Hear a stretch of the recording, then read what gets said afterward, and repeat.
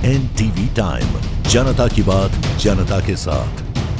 मुल्ताई नगर में हिंदू मुस्लिम एकता की दिखाई दी मिसाल। पहलगाम हमले में हुए शहीदों को दी गई श्रद्धांजलि। विगत दिनों पहले जम्मू कश्मीर के पहलगाम में आतंकी हमले में हुए शहीदों को मुल्ताई नगर के हिंदू मुसलमान दोनों समुदाय ने मिलकर नमाखों से श्रद्धांजलि दी।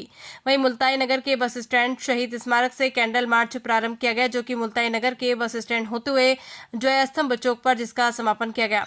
वहीं कैंडल मार्च में युवाओं द्वारा पाकिस्तान मुर्दाबाद, आतंकवाद मुर्दाबाद के नारे भी लगाए गए। वहीं कांग्रेस पार्टी की नेत्री श्रीमती राजरानी परिहार ने रक्षा मंत्री राजनाथ सिंह का इस्तीफे की मांग की। साथ ही डॉक्टर हर्षवर्धन ने समस्त देशवासियों से इस नाजुक घड़ी में एकता बनाए रखने की अपील की।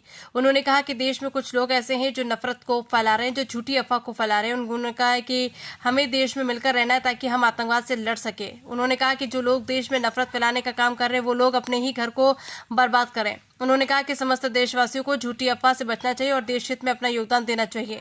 वहीं श्रद्धांजलि देने वालों में डॉक्टर हर्षवर्धन, ढोटे मोहन सिंह परिहार, श्रीमती राजरानी सिंह परिहार, पत्रकार अल्ताफ अहमद, जानू शेख, शेख जावेद अहमद भाई, शहजाद सिंघानिया, शेख शहबाज शेख, सलमान शेख, बाबा शेख, शाहरुख एवं कई हिंदू मुस्लिम युवाओं ने मिलकर श्रद्धांजलि अर्पित की। NTV टाइम के लिए आमिर अहमद की रिपोर्ट। स्वतंत्र संग्राम सेनानी संघ के लोग, यहाँ पर जितने लोग आए हैं, मुस्लिम समुदाय के लोग, हमारे हिंदू समुदाय के लोग, हम सब एक हैं।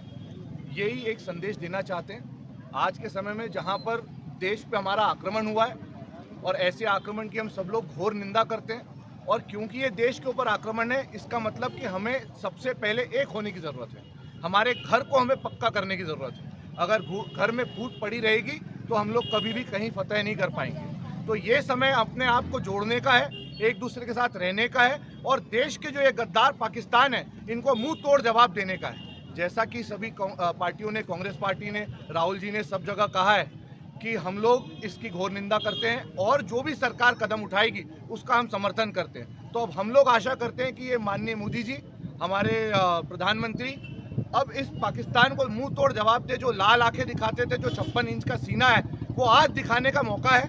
हम लोग इन सब की गर्दनें काट के लेके आए। एक के बदले जो 6 मांगते थे, आज ये समय है कि हम लोग करके दिखाएं। और इसी के साथ में एक अपने देश की संस्कृति को दिखाता हुआ एक कुछ हमारे वाहिद अली वाहिद करके एक बहुत बड़े हमारे शायर हुए हैं, उनकी कुछ पंक्तियां हैं जो आपके सामने पढ़ना चाहता हूँ।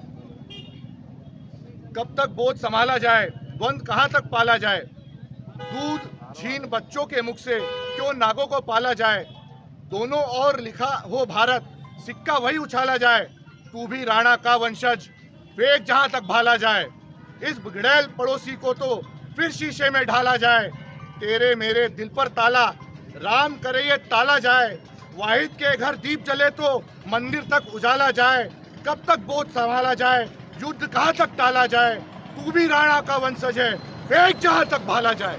जय हिंद। इतना बड़ा आतंकी हमला जो हमारे देश पर हुआ है, इसमें सबसे पहली नैतिक जवाबदारी जो है ये रक्षा मंत्री की बनती है और उनको इस्तीफा देना चाहिए।